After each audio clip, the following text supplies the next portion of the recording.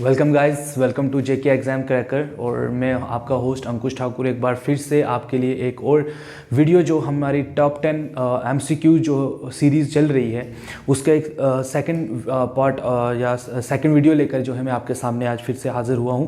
आज हम लोग जो हैं वो कुछ और इम्पोर्टेंट क्वेश्चंस डिस्कस करेंगे जो कि पिछले कुछ सालों से आपके जितने भी एग्ज़ाम हो, चाहे वो यूपीएससी का एग्ज़ाम हो, चाहे वो केएस का एग्ज़ाम हो या कोई भी स्टेट लेवल या सेंट्रल लेवल का एग्ज़ाम हो, जिसमें कि ये क्वेश्चन जो हैं वो पूछे गए हैं। तो इन्हीं क्वेश्चंस को हम आज डिस्कस करेंगे। कल की जो हमने वीडियो आपको दी थी या जो इससे पहले मेरी वीडियो आप तक पहुंची थी एमसीक्यूज़ की, उसमें हमने डिस्कस किया था जो जो यूरोपियंस का एडवेंट ऑफ यूरोपियन जो हमारा कंसेप्ट था उसके बारे में। आज हम आपको जो डिस्कस करवाने जा रहे हैं, जो क्वेश्चंस आपको डिस्कस करवाएंगे वो है कि हाउ ब्रिटिशर्स जो हैं वो एंटर होते हैं इंडिया में। सिर्फ स्पेशली जो हमारा फोकस है आज की वीडियो का वो ब्रिटिशर्स के ऊपर रहेगा, किस तरीके से उन्होंने जो है हेजमनी अपनी जो है ट्रेड को लेकर इंडिया में एस्टेब्लिश की। सो आज के क्वेश्चंस गाइस आप लोग जो है ध्यान से कीजिए। ठीक, कुछ बच्चों की मेरे पास कमेंट्स आए थे कि हमारे स्क्रीनशॉट जो है वो साफ़ नहीं आ रहा है, हमें स्क्रीनशॉट लेने का टाइम भी दिया जाए। सो गाइस आप सबसे पहले तो इन क्वेश्चंस का स्क्रीनशॉट ले लीजिए। ओके, सो आई होप कि आपने स्क्रीनशॉट लिया हो। हाँ गाइज, तो आपका एक और भी क्वेश्चन था कि सर जो क्वेश्चंस हैं वो साफ़ नहीं आ रहे हैं। तो जैसे कि मैं आपको पहले भी बोल चुका हूँ कि आपने क्या करना है, जैसे आप वीडियो प्ले करते हो उसको पॉज कीजिए। पॉज करने के बाद वीडियो की क्वालिटी को बढ़ाइए। जैसे ही वीडियो की क्वालिटी साफ़ हो जाती है देन आप जो है स्क्रीनशॉट ले लीजिए इसका। एंड उसके बाद जो है फिर आप जो जैसे ही स्क्रीनशॉट ले लेते हो उसके बाद आप क्या कीजिए, वीडियो की क्वालिटी को कम कीजिए और फिर अपनी वीडियो को जो है वो कंटिन्यू देखिए। सो गाइज चलिए आज का लेक्चर जो है वो स्टार्ट करते हैं। सो गाइज आज का जो हमारे 10 टॉप एमसीक्यूज हैं उनमें पहला क्वेश्चन जो है वो है who authorise the Britisher East India Company to trade in the East. आपको अगर गाइज याद हो तो आपको पता है कि हमारे यहाँ पर यूरोपियंस की एंट्री होना स्टार्ट हो गई थी। ठीक है, स्पेशली अगर हम बात करें पोर्तुगीज़ आए, डच आए, डेन्स आए, है ना, फ्रेंच आए, तो उन्हीं में से ब्रिटिशर्स भी एक जो है पावरफुल जो है ट्रेडिंग कंपनी थी। कल भी हमने डिस्कस किया था कि एक मर्चेंट ग्रुप था जिसने परमिशन ली थी अपने क्वीन से। ठीक है, तो उसी के रिलेटेड ये क्वेश्चन है पहला वाला कि बताइए ऐसी जो इंडियन ईस्ट इंडियन कंपनी थी उसने किससे जो है वो परमिशन ली थी या किसने उनको अथोराइज किया कि आप लोग जाकर जो है वो ईस्ट साइड, मतलब इंडिया जो है वो ईस्ट साइड में पड़ रहा है वर्ल्ड के, तो आप जो है वहां पर जाइए और ट्रेड कीजिए। सो इसके ऑप्शंस हैं queen Elizabeth fourth, queen Elizabeth second, queen Elizabeth third या queen Elizabeth first. So guys इसका राइट आंसर है क्वीन एलिजाबेथ फर्स्ट। ठीक है गाइज, सो क्वीन एलिजाबेथ जो है वो रानी थी, उस टाइम क्वीन थी ब्रिटेन की, और उसने जो है वो उन मार्चेंट्स ग्रुप को जो है वो परमिशन दे दी कि ठीक है आप लोग जाइए और जाकर जो है वो ट्रेड कीजिए ईस्ट के साथ। क्यों? क्योंकि आपको जैसे मैं शुरू से बता रहा हूँ कि वहाँ पर हमारी जो रिसोर्सेज हैं यूरोप के वो कम थे, इसलिए वो ट्रेड करना चाहते थे यहाँ पर आकर, और उसी के लिए ये लोग आए थे। अगर इसकी मैं अगर आपको एग्जैक्ट डेट बताऊँ तो गाइज उसकी एग्जैक्ट डेट है 31 दिसंबर 1600 एडी में उनको जो है वो परमिशन मिली थी क्वीन एलिजाबेथ से। अगर आपको डेट का पूछते हैं तो डेट इज 31 दिसंबर 1600 एडी में जो है इनको परमिशन मिली थी कि आप लोग जाइए और इंडिया में ट्रेड कीजिए। Then they come to India, and उस टाइम इंडिया, जैसे मैं आपको पहले भी बता चुका हूँ कि इंडिया में उस टाइम जो है जिस इंडिया को आज हम जानते हैं, जहाँ पर जो एक इंडिया आज एक ही एंटायर इंडिया खुद को कहता है, उस टाइम इंडिया ऐसा नहीं था। ये इंडिया हमारा डिवाइडेड था between so many regional empires are there, Mughals is there, Sikh is there, Maratha is there. ठीक है, एंड साउथ में अगर आप देखते हो तो विजयनगर एम्पायर था, है ना। तो हमारा जो इंडिया है वो डिवाइडेड है अमंग डिफरेंट ग्रुप के अंडर। ठीक है, जैसे आज हम जिस इंडिया को जानते हैं जहाँ पर एक ही रूल है जिसको, ठीक है, जो भी चाहे हम पार्लियामेंट्री फॉर्म ऑफ गवर्नमेंट देखते हैं यहाँ पर या प्रेसिडेंशियल फॉर्म ऑफ गवर्नमेंट जो भी है यहाँ पर हमारे, सो उस टाइम ऐसा बिल्कुल भी नहीं था। हमारी इंडिया जो है वो डिफरेंट सब जो एरिया है वो डिफरेंट रूलर के अंडर था। सो ये जब इंडिया एंटर हुए तो ये इंडिया में एंटर हुए थे ये किसकी परमिशन लेकर, मैंने किसी से परमिशन ली, क्वीन एलिजाबेथ फर्स्ट। गाइज याद रखिए, और इसकी एग्जैक्ट डेट भी मैंने आपको बता दी है, दैट इज 31 दिसंबर 1680। ठीक है गाइज, नेक्स्ट क्वेश्चन जो आ रहा है वो है who among the following sent by the East Indian Company to the court of Mughal emperor to secure royal patronage. देखिए अब ब्रिटिशर्स का मैंने आपको बताया था कि ब्रिटिशर्स की जब एंट्री होती है इंडिया में तो मुगल्स इस टाइम इंडिया में थे, और ईस्ट इंडिया का कौन सा ऐसा ऑफिसर था या कौन सा ऐसा इंसान था, कौन सी ऐसी पर्सनैलिटी थी जो मुगल्स के पास गया जिसने कि यहाँ पर उनसे रॉयल पैटर्नेज के लिए जो है वो पूछा कि हम लोग यहाँ पर ट्रेड करना चाहते हैं, या उनसे परमिशन ली, या जो भी प्रिविलेज्ड जो है आप कह दो कि प्रिविलेज्ड के लिए वो लोग यहाँ पर गए थे, उनके बारे में आपसे क्वेश्चन पूछा गया है। तो अगर बात करें थॉमस मुनरो की, थॉमस रूओ की, कैप्टन विलियम हॉकिंस की, या नन ऑफ द अबो, ये आपके पास ऑप्शन है। तो गाइस थॉमस मुनरो तो हो नहीं सकते हैं, क्यों? क्योंकि ये इनकी जो है वो जब ब्रिटिश एम्पायर एस्टेब्लिश होता है उसके बाद इनकी पर्सनैलिटी हमें जो है इनके बारे में सुनने को मिलता है। देन थॉमस रूओ भी उनमें से एक थे। सो आपके पास ऑप्शन बचता है दैट इज सी, जो है राइट आंसर, जिसका नाम है captain William Hawkins. Captain William Hawkins जो थे वो ब्रिटिश जो है अपना, मैंने आपको बताया भी था कि वो ब्रिटेन से जब निकले थे तो उनके जो जहाज में वो निकले थे उस जहाज का नाम था हेक्टर। गाइस हेक्टर याद रखने के लिए आपको क्या है, जैसे आपको आज पता है कि आज हमारी मार्केट में MG हेक्टर जो गाड़ियां जो हैं वो काफ़ी जो है ज़ोरों शोरों से लोग खरीद भी रहे हैं, है ना, चल शौक भी लोगों को है, तो वो एक ब्रिटिश ब्रांड है। तो याद रखिए MG हेक्टर। तो हेक्टर इज द शिप जिस पर वो लोग वहां से आए थे, जिसके कमांडिंग ऑफिसर कौन थे, जिस शिप को कमांड कौन कर रहे थे, उनका नाम था कैप्टन विलियम हॉकिंस। और यही जो है वो मुगल्स के पास सबसे पहले गए थे जिन्होंने की परमिशन के लिए पूछा था। तो उस टाइम इनको परमिशन नहीं मिली थी। और गाइज उस टाइम मुगल एम्पायर जो था वो कौन, उस टाइम मुगल एम्पायर के जो एम्परर थे उनका नाम था शाहजहां। शाहजहां के टाइम पर ये इंडिया आए थे। ठीक है guys, so the right answer is captain William Hawkins. And the next question is, third question is, who was the Mughal emperor when first British entered into the Mughal court to secure royal patronage? Same question है guys, मैंने अभी आपको इसका answer बता दिया। Answer है Akbar first, Aurangzeb, Babar या जहांगीर। सो the right answer is Jahangir. मैंने आपको अभी बताया जब अंग्रेज हिंदुस्तान में एंटर हो रहे हैं उस टाइम पर क्या है, जहांगीर जो है वो राजगद्दी पर बैठे हुए हैं। मुगल्स की जो भागदौड़ है या जो भी जो सिस्टम है एडमिनिस्ट्रेशन का, वो किसके हाथों में है, जहांगीर के हाथों में। तो जहांगीर ऐसे जो थे पर्सनैलिटी जिन्होंने एक विलियम हॉकिंस जो थे आपके, ठीक है, कैप्टन विलियम हॉकिंस, उनको परमिशन भी नहीं दिया था। ये तो लेटर ऑन फिर उन्होंने जो है जब दूसरे ऑफिसर जाते रहे टाइम टू टाइम लगा उनको जो है विश्वास जीतने में मुगल्स का। ठीक है, सो the right answer is Jahangir. Guys याद रखिए ये ब्रिटिशर्स के बारे में आपको बताया जा रहा है, और ब्रिटिशर्स आपको पता ही है हमारे मॉडर्न हिस्ट्री का एक पिवट है, एक सेंटर है around which the whole modern India जो है हमारा वो रिवॉल्व करता है। अगर आप ब्रिटिशर्स को हटा दोगे तो हमारे पास कुछ भी नहीं रहेगा। तो ब्रिटिशर्स को सेंटर में रखकर हम लोग मॉडर्न हिस्ट्री को जो है वो देखते हैं कि किस तरीके से हमारी मॉडर्न हिस्ट्री जो है वो डेवलप हो रही है। तो हम ब्रिटिशर्स के रिलेटेड कोई भी क्वेश्चन अगर पेपर में आ रहा है तो उसको छोड़ना नहीं है, सब करके आना है। ठीक है guys, so next question is which of the following inland received as dowry to Charles II of England and given to East India Company in 1668 AD। Guys मेरी वीडियो अगर आपने देखी होगी जो हमने ब्रिटिश एम्पायर के बारे में जो है बताई थी, या जो मैंने एडवेंट ऑफ द यूरोपियंस के बारे में बताया था, उसमें मैंने जब पोर्तुगीज को डिस्कस किया था तो उसमें मैंने बताया था कि पोर्तुगीज कब एंटर हुए, कौन उनका गवर्नर था, उनके साथ क्या हुआ, या जब ब्रिटिशर्स थे जब उन्होंने अपनी पावर को एस्टेब्लिश कर दिया इंडिया में, जब उन्होंने देखा कि हमारे कंपिटिटर्स इंडिया में बहुत ज़्यादा हो गए, हमारे जो खुद के यूरोपियन जो कंपनीज हैं उनके साथ हमें compete करना पड़ रहा है, और उस कंपटीशन के चक्कर में हम लोग जो हैं वो ट्रेड में सफल नहीं हो पा रहे हैं। हमें जिस लेवल का हमको मुनाफा चाहिए उस लेवल का मुनाफा हमको नहीं मिल रहा है। तो उनकी थिंकिंग ये थी कि हम पहले तो अपने ये राइवली ग्रुप्स जो हैं उनको आउट करेंगे ताकि मोनोपोली जो है हमारे ट्रेड की यहाँ पर रहे, हम सिंगल पावर रहेंगे तो हम लोग जो है वो किस तरीके हम लोग जो है वो ट्रेड को संभालेंगे और ढेर सारा मुनाफा जो है यहाँ से कमा के जाएंगे। सो इन्होंने क्या करना स्टार्ट कर दिया था, अपने राइवली ग्रुप्स को जो है वो आउट करना स्टार्ट कर दिया था, जिसमें डच थे, डेन्स थे, पुर्तगीज थे, है ना। जब आप पढ़ोगे कि किस तरीके से कौन कौन सी फोर्सेस इंडिया आई हैं, फिर ब्रिटिशर्स ने उनके साथ कैसे उनको आउट किया, ठीक है। तो इन्हीं में से एक ये क्वेश्चन आपको पूछा गया है कि कौन से ऐसी कंपनी थी जिसने एक जगह थी जो, ठीक है, वो एज अ गिफ्ट दे दी थी, एज अ डाउरी दे दी थी, ठीक है, स्पेशली अगर जो है वो गिफ्ट दे दी थी, एज अ डाउरी गिफ्ट दे दिया था, ठीक है, जिसका कि 10 पाउंड पर ईयर जो है वो ब्रिटिशर्स को देना था as a rent kind of, ठीक है, वो देना था। तो ऐसा कौन सा एरिया था, ठीक है, ऐसी कौन सी जगह थी इंडिया में? Options are Bombay, Dadra and Nagar Haveli, Lakshadweep and पुम्बन islands. तो इनमें से कौन सा जो है वो राइट आंसर है? The right answer is Bombay. Guys याद रखिए, बॉम्बे एक ऐसी जगह थी जो ब्रिटिशर्स ने पोर्तुगीज से एज अ गिफ्ट लिया था। क्यों? क्योंकि पोर्तुगीज की एक प्रिंसेस थी जिसका नाम था कैथरीन।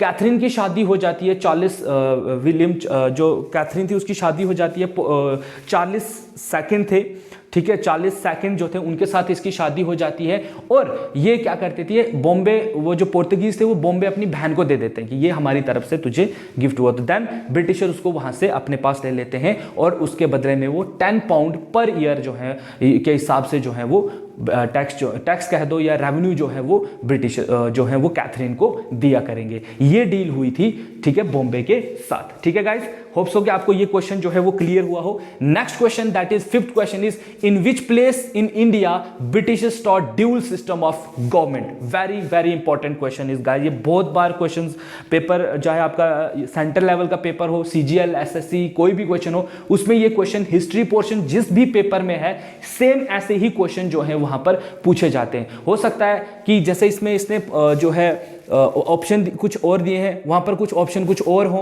है ना, क्वेश्चन थोड़ा सा घुमा फिरा के आपसे पूछा जाएगा। अगर आपका पॉइंट या पॉइंट ऑफ व्यू जो है वो क्लियर है अबाउट हिस्ट्री की ये हुआ था, तो आपके मार्क्स जो है वो कोई भी नहीं काट सकता है। सो गाइज, ऐसा कौन सा प्लेस था जिसको जहां पर ब्रिटिशर्स ने जो है वो dual system of government start किया था? तो सबसे पहले आपने समझना है कि ड्यूल सिस्टम का मतलब क्या होता है। नाउ प्रेजेंट, आज हम जिस माहौल में रहते हैं, जिस 21st सेंचुरी में रहते हैं, यहां पर भी ड्यूल सिस्टम ऑफ गवर्नमेंट है। ठीक है, ड्यूल सिस्टम ऑफ गवर्नमेंट क्या होता है कि हम लोग जो हैं वो एडमिनिस्ट्रेशन के नाम पर, जैसे हम एक सेंटर लेवल और एक स्टेट लेवल के गवर्नमेंट जो है वो बनाते हैं, इसको भी हम ड्यूल नेचर ऑफ जो है वो सिस्टम कहते हैं। इसमें क्या होता है, रियल पावर किसी और के हाथ में होती है, और जैसे हम लोग कहते हैं ना कि नॉमिनल हेड अलग होता है एंड रियल हेड जो है वो अलग होता है। तो ड्यूल मतलब दो तरीके की गवर्नमेंट जो है वहां पर सिस्टम जो है वो गवर्नमेंट का चलेगा। जैसे ब्रिटिशर्स ने इंडिया में स्टार्ट किया, उन्होंने इंडियंस को सिर्फ नाम के लिए रखा, सिर्फ एडमिनिस्ट्रेशन के लिए रखा, एंड द रियल पावर जो है वो अपने हाथ में रखी थी।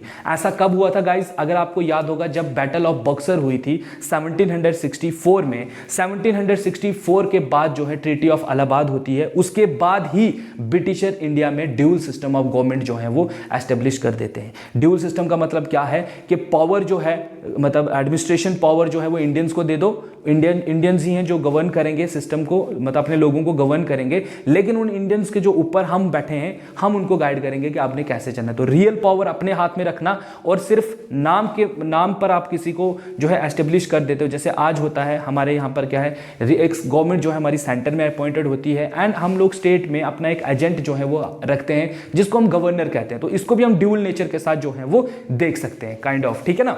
सो ड्यूल सिस्टम ऑफ गवर्नमेंट जो है वो इंडिया में कौन सी जगह पे सबसे पहले जो है वो हुई थी? तो गाइस आपको याद होगा, battle of Plassey and battle of Buxar दोनों कहां पर हुई है? बंगाल को लेकर हुई है। तो ड्यूल सिस्टम जो है वो वहां पर ही एस्टेब्लिश हुआ था। इस पॉइंट को याद रखिए, ड्यूल नेचर ऑफ गवर्नमेंट जो है वो स्टार्ट हुआ था सबसे पहले कहां पर? बंगाल में। ठीक है गाइस, आई होप कि आपको ये क्वेश्चन जो है वो कभी नहीं भूलेगा, आप बार बार इस तरीके से याद रखिए। ठीक है, अब अगर हम बात करें मैड्रास की, तो मैड्रास में ऐसा कुछ भी नहीं हुआ था। मैड्रास में सीधी कन्फ्लिक्ट हुई है, लड़ाई हुई है। ठीक है, टीपू सुल्तान एंड ऑल जो भी वहां पर लोग थे, हैदर अली वगैरह। बॉम्बे की अगर बात करें तो वहां पर मराठा थे। ठीक है, एंड पौडुचेरी की बात करें तो वो तो उन्होंने ऐसे ही ले लिया था। ठीक है ना। सो ये ऑप्शन तो बिल्कुल भी नहीं है। इन चारों की कहानियां आपके माइंड में होनी चाहिए। मैंने तो आपको इतनी शॉर्ट बताया हुआ है कि यहाँ पर ये चीज हुई, यहाँ पर ये। बंगाल को मैंने आपको सीधा बताया कि battle of Buxar, battle of Plassey, Bengal capture कर दिया ब्रिटिशर्स ने। एंड देन बॉम्बे की बात करें तो मराठा के साथ वॉर हुई है, 1 2 3 4 5 जितनी भी वॉरें हुई हैं उनके साथ। मद्रास 4 वॉर्स, मद्रास भी कैप्चर, है ना, because Bengal, Madras and Bombay, these are the trading centre of India at that time. ठीक है, और ट्रेडिंग सेंटर को किस तरीके से ब्रिटिशर्स ने कैप्चर किया था ये भी मैंने आपको बहुत अच्छे से पढ़ाया हुआ है, और आपने भी कहीं ना कहीं से जो है वो पढ़ा होगा। So the right answer of this question is Bengal, जहां पर ड्यूल सिस्टम ऑफ गवर्नमेंट जो है वो एस्टेब्लिश हुआ था। ठीक है गाइज, ये उन बच्चों के लिए काफी हेल्पफुल है जो मतलब जिनका यही है कि भाई हमको सिर्फ ऑब्जेक्टिव टाइप से मिले। ठीक है, स्पून फीडिंग काइंड ऑफ, है ना, तो ठीक है, हम लोग वही करवा रहे हैं, यही कीजिए, यह भी है, तो चलो आपको हेल्प मिल जाएगी। Next question is guys, battle of Plassey was fought in. Battle of Plassey जो है वो कब हुई थी? वेरी वेरी इंपॉर्टेंट क्वेश्चन, बहुत बार पूछा गया है ये। प्री में भी पूछा गया था, जो यूपी जो आपके स्टेट लेवल का एग्जाम होता है, कॉम्पिटेटिव एग्जाम, उसमें भी बैटल ऑफ प्लेसी के बारे में पूछा गया था। जम्मू यूनिवर्सिटी के लिए जो एंट्रेंस होता है उसमें ये क्वेश्चन पूछा गया था। सब इंस्पेक्टर इंस्पेक्टर जो पुलिस में जो हुआ था उसमें ये क्वेश्चन पूछा गया था। एसएससी सीजीएल वगैरह में भी ये क्वेश्चन बहुत बार जो है वो पूछा गया था। जो बच्चे तैयारी कर रहे हैं उनके लिए तो उनको तो पता भी होना चाहिए कि कब हुआ था। तो ये हुआ था गाइज 1765 को, और इसकी एग्जैक्ट डेट है 23 ऑफ जून 1765 को ये बैटल हुई थी, बैटल ऑफ प्लेसे। प्लेसे क्या है? प्लेसे एक जगह का नाम है, ठीक है, बंगाल में, जहां पर ये लड़ाई हुई थी, ठीक है। सिराजुद्दौला और जो ब्रिटिशर्स थे, रॉबर्ट क्लीव जिनका जो नाम अगर आपको याद होगा, उनके बीच में ये लड़ाई हुई थी, ठीक है, जिसमें कि सिराजुद्दौला जो है वो हार गए थे बिकॉज ऑफ, क्योंकि उनके जो कमांडर थे आर्मी के, उन्होंने इस वॉर में हिस्सा लेने से साफ मना कर दिया था। And because of that reason जो है ब्रिटिशर जो हैं वो जीत गए थे और हमारे जो नवाब थे बंगाल के वो हार गए थे, ठीक है guys. So the exact date is 23 of June 1765। अगर आपको डेट देकर पूछ रहा है तो ये डेट है, ईयर का पूछ रहा है तो this is your year, particular war of year. So guys next question is treaty of Allahabad was signed in. Treaty of Allahabad कब हुई थी?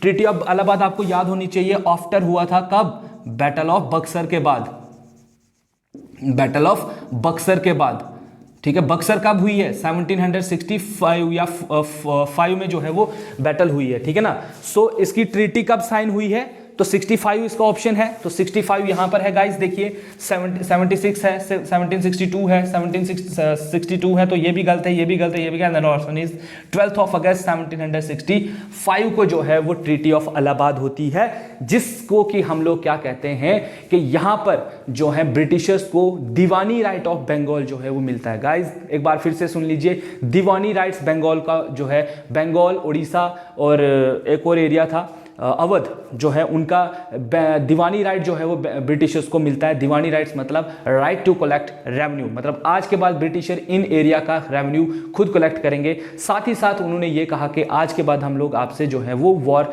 जो भी हमारा एक फिक्स रेवेन्यू होगा हम आपसे कलेक्ट करेंगे, जो नवाब हम अपॉइंट करेंगे, जिसको वो पपट नवाब के नाम से रखेंगे, कि वो वहां पर उसको पपट नवाब रखेंगे, जो कठपुतली काइंड ऑफ होगा, ठीक है ना। So guys battle of Buxar के बाद ट्रीटी ऑफ इलाहाबाद हुई है, ठीक है। ट्रीटी ऑफ इलाहाबाद याद रखिए कब हुई है? बैटल ऑफ बक्सर के बाद 1765 को, ठीक है guys. Next question is which war of British is known as starting point of British rule in India. Very very important another question, ठीक है, कि बताइए कि ऐसी कौन सी वॉर है जो जिसको हम इंडिया में ब्रिटिशर्स ने जब लड़ा उसके बाद हम कहते हैं कि ब्रिटिश का जो पावर है वो एस्टेब्लिश, उसने अपने पैर इंडियन सब कॉन्टिनेंट में जमा दिए। अब उनको कोई हिलाने वाला यहां से नहीं था, कोई भी उनके पैर, कोई उनको जो है वो बिल्कुल भी कुछ नहीं कर सकता था। और इसके ऑप्शंस हैं battle of Plassey, battle of Buxar, Carnatic wars, Anglo Sikh war.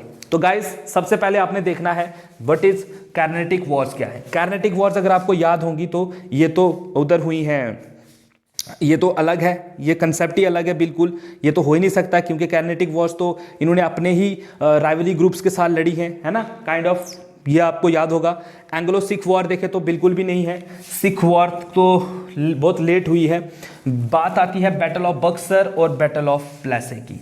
So guys बहुत सारे बच्चे कंफ्यूज हो जाते हैं यहाँ पर, तो कंफ्यूज नहीं होना है। Battle of Plassey is the right answer. Battle of, जैसे हमने हिस्ट्री में भी पढ़ते हैं कि if battle of Plassey is the starting point of British empire in British company rule in India, तो बैटल ऑफ बक्सर जो था वो था कि वो फुली कंट्रोल हो गए थे। मींस अभी मैंने आपको बताया कि बैटल ऑफ बक्सर में क्या हुआ, they have the right, they get the right to collect the revenue, मतलब पहले तो वो सिर्फ लड़ रहे थे ना, ऐसे ट्रेड ट्रूड का कोई सीन नहीं था। लेकिन अब इधर बक्सर के बाद उनको क्या, they become the complete master of Bengal.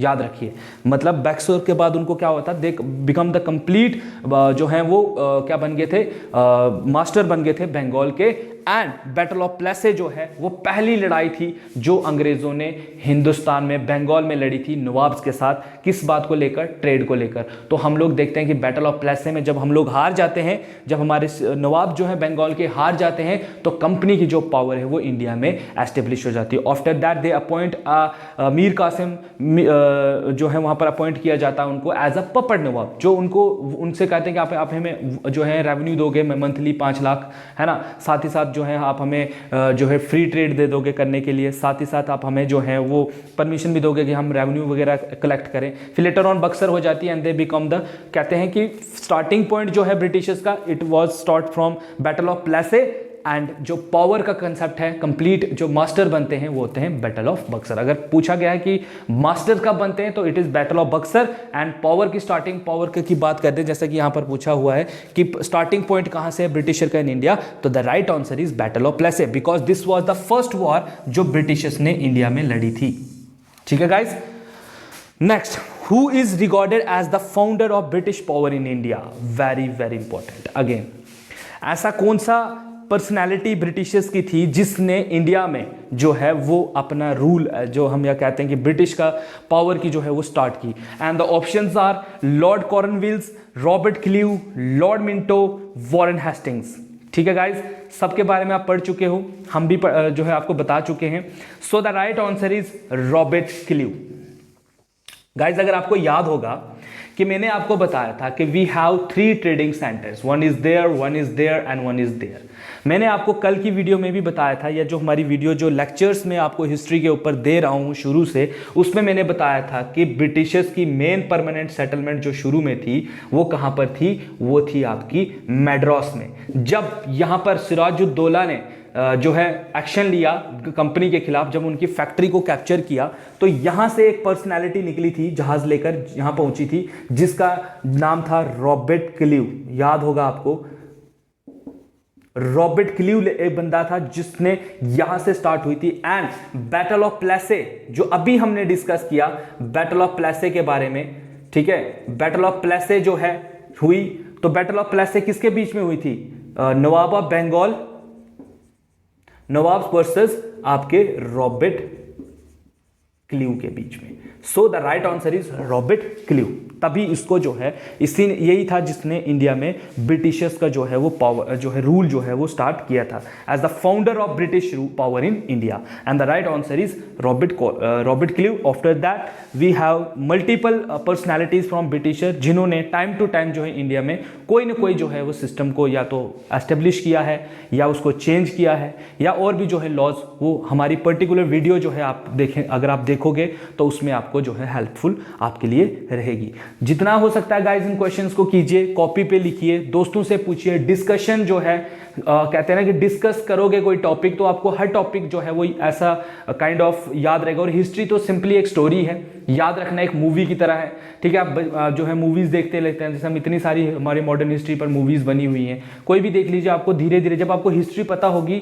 ठीक है, आपकी अप्रोच जो है वो मल्टीपल अप्रोच होनी चाहिए। जब भी आप कोई कंसेप्ट पढ़ रहे हो, आपको जैसे कि यूपीएससी का एक पैटर्न होता है, जब भी आप लोग आंसर राइटिंग करते हो तो आप लोग आंसर राइटिंग ऐसे नहीं करोगे कि आप अपना पर्सपेक्टिव दोगे उसको। आपका पर्सपेक्टिव जो है वो ऐसा होना चाहिए, आपने उसका इकोनॉमिकल कॉन्सिक्वेंसेस भी बताने हैं, उसको सोशल भी बताना है, पॉलिटिकली भी उसको डिफाइन करना है। कोई भी क्वेश्चन है उसको आपने मल्टीपल अप्रोच लगाकर जो है उस क्वेश्चन को समझना है। यही अप्रोच होती है हर क्वेश्चन को, हर जो है पेपर को करने की, चाहे वो आपके जेकेएसएसबी का हो, चाहे वो आपका किसी भी यूपीएससी का हो या केएस का एग्जाम हो, कोई भी हायर एग्जाम है, आपका जो अप्रोच है वो मैटर करती है कि आपकी पढ़ाई की क्या है। जितनी अप्रोच लगाकर आप कंसेप्ट को पढ़ोगे उतने ही ज़्यादा आप इंटेलेक्चुअल रहोगे, और फिर इंटेलेक्चुअल अगर आप हो तो फिर आपसे जॉब लेना जो है वो तो गॉड भी जो है वो फिर कहता है कि जिस इंसान को मैं अथॉरिटी दूंगा, पहले तो वो उस अथॉरिटी के काबिल बन जाए, तभी जाकर मैं उसको ये अथॉरिटी दूंगा। अगर वो उस अथॉरिटी के काबिल ही नहीं है तो मैं उसको वो अथॉरिटी क्यों दूं? तो वो तो किसी का भी कुछ भी कर सकता है ना, अगर आप कैपेबल ही नहीं हो उस चीज़ के। सो सबसे पहले आपने कैपेबल बनना है, then everything will be all right. आपको ईजिली जॉब जो है, जॉब कोई बड़ी बात नहीं है, आराम से आपको मिल जाएगी। So the guys, last question of the day is treaty of Srirangapatnam was sign between, किसके बीच में जो है ट्रीटी ऑफ जो है श्रीरंगपट्टनम हुई थी? तो Srirangapatnam is in south of the India, ठीक है, तमिलनाडु वगैरह जहां स्टेट है हमारी वहां उस साइड है ये श्रीरंगपट्टनम। तो किसके बीच में हुई थी? द फर्स्ट जो है आपका ऑप्शन है Britishers versus Haidar Ali, Britishers versus Nana Sahib, Britishers and Tipu Sultan, Britishers and Nawab of Bengal. तो इसमें थोड़ा सा कंफ्यूजिंग ये है, क्योंकि ये नाना साहिब तो चलो मराठा के थे, they are in west of India, Nawab is in Bengal means east of India, and this these two personalities belong to south of India, मतलब इन दो से उन्होंने जो है साउथ को कैप्चर किया था, ठीक है। तो साउथ में अगर हम देखें तो ट्रीटी या क्या इसकी बात करें श्रीरंगापट्टनम, तो ये हैदर अली के टाइम पर बिल्कुल भी नहीं हुई है, तो ये इसका राइट आंसर क्या है, टीपू सुल्तान, याद रखिए। और ये कब हुई थी, जब आपकी थर्ड जो है एंग्लो मैसूर वॉर हुई थी, थर्ड एंग्लो मैसूर वॉर जब हुई थी, ठीक है, थर्ड एंग्लो मैसूर वॉर जब हुई थी, उस वॉर के बाद जो है जो मैसूर था उसको डिवाइड कर दिया गया था। सम ऑफ द जो हिस्सा था वो ब्रिटिशर्स ले गए, कुछ हिस्सा जो है वो आपके मराठा ले गए, और कुछ हिस्सा जो है वो नवाब ऑफ हैदराबाद, ठीक है, ये जो नीचे वाली स्टेट थी वो ले गए। बिकॉज क्योंकि ये लड़ाई हुई ही थी Tipu Sultan versus triple alliance, और ट्रिपल अलायंस में कौन कौन थे आपके, ब्रिटिशर्स, मराठा एंड जो नवाब थे आपके हैदराबाद के, ठीक है ना, तो उनके बीच में जो है ये लड़ाई हुई थी। So guys these are the question of the day, top 10 question आज हमने आपको डिस्कस करवाए हैं, इनको ध्यान से देखिए। एक एक टॉपिक ये जो है हम लोग जो है सीरीज बना रहे हैं, आप तक जितना हो सके हम लोग बेस्ट वे में अपना नॉलेज जो है वो पहुंचाने की कोशिश कर रहे हैं। थोड़ी बहुत गलती हो जाती है तो उसको ठीक है आप कमेंट करके जो है उसको ठीक कर देते, जैसे कल के उसमें मैंने ब्लू वाटर पॉलिसी का कुछ जो है वो बता दिया था, तो सॉरी उसके लिए। सो गाइस कभी कभी हो जाता है, सो उसको ज़्यादा ठीक है आपने कमेंट कीजिए उस पर, अगर कुछ आपको लग रहा है इसमें बारे में अगर गलत है तो बता दिए, सही बात है, ताकि जो जितने भी आपके फ्रेंड्स हैं उनको पता चले कि हाँ ये ठीक था और ये गलत था, ठीक है guys. So this is all about today's lecture, ठीक है। मुझे उम्मीद है कि आपको जो है ये सारे आंसर्स जो हैं आज याद हो गए होंगे, और एक बार फिर से मैं आपको कहूँगा कि अगर आप पेपर के लिए तैयारी कर रहे हो तो एक बार ज़रूर जो है थ्योरेटिकल भी थोड़ा पढ़ लीजिए, ठीक है, ताकि आपको थोड़ी बहुत चीज़ें जो है वो कंसेप्ट क्लियर हो जाए। स्टोरी पता होगी तो ये चीज़ें जब आपके सामने आएंगी तो आप कंसेप्ट जब आपके पास आएगा तो आप खुद से जो है एक स्टोरी बना सकते हैं, and you will get easily the good marks in exam. So guys ये थे हमारे question. So guys keep supporting, आपके कमेंट्स और व्यूज़ हमारे लिए मैटर करते हैं, ताकि हमें पता चलता है कि हमारे जो स्टूडेंट्स हैं या जो हमारे फॉलोअर्स हैं उन तक हम कितना अच्छा जो है अपना बेस्ट कितना हम दे रहे हैं। आप कमेंट कीजिए हमारी वीडियोस पे, ताकि हमें पता चले कि आप किस जो है हम कितना आपके लिए कर रहे हैं। हमें जहाँ पर लगेगा कि हम आपके लिए और भी कुछ ज़्यादा कर सकते हैं तो हम जो है और भी ज़्यादा आपके लिए जो है हार्ड वर्क करेंगे, आप तक बेस्ट वे में जो है जितना हो सकता है, ताकि हम चाहते हैं कि सबकी जॉब जो है लग जाए, सबका एग्ज़ाम जो है वो क्लियर हो जाए। और मेरा पर्सनल ये है कि मैं चाहता हूँ कि हर एक इंसान इंटेलेक्चुअल हो, उसको राइट और रॉन्ग में डिसीजन पता हो, बट ऐसे तो जैसे मैं बोल रहा हूँ आपको कि थ्योरेटिकल पढ़िए, ठीक है। अभी तो हम हिस्ट्री डिस्कस कर रहे हैं, तो आपका इंडियन पॉलिटी नहीं है, लेकिन अगर इंडियन पॉलिटी होगा तो उसमें और भी ज़्यादा मज़ा आता है, क्योंकि वो बहुत आज के टाइम पे हम उसको देखते हैं कि, ठीक है ना। सो गाइज अगर ऐसा कुछ हुआ तो हम लोग ज़रूर उसका भी स्टार्ट करेंगे। तो ये हमारी वेब सीरीज जो है वो चलती रहेगी तब तक जब तक हम एंड नहीं करेंगे। जैसे हमारा एंड हो जाएगा, मीन्स जब से हम 47 पे पहुँच जाएंगे, हम लोग फिर से वापस आएंगे, फिर से शुरू से जो है, जब तक आपका एग्जाम नहीं होता है तब तक हम आपके लिए जितनी वीडियोज़ हो सकती हैं हमसे, हम टॉप 10 क्वेश्चन जो हैं वो आपके लिए लेके आएंगे। तो स्टे ट्यून विद अस, हमारे चैनल के साथ जुड़े रहिए और क्वेश्चंस जो है लगातार टेस्ट जो है वो देते रहिए। तो मिलेंगे अगली वीडियो में, तब तक के लिए शब्बा खैर, मिलेंगे नेक्स्ट वीडियो में।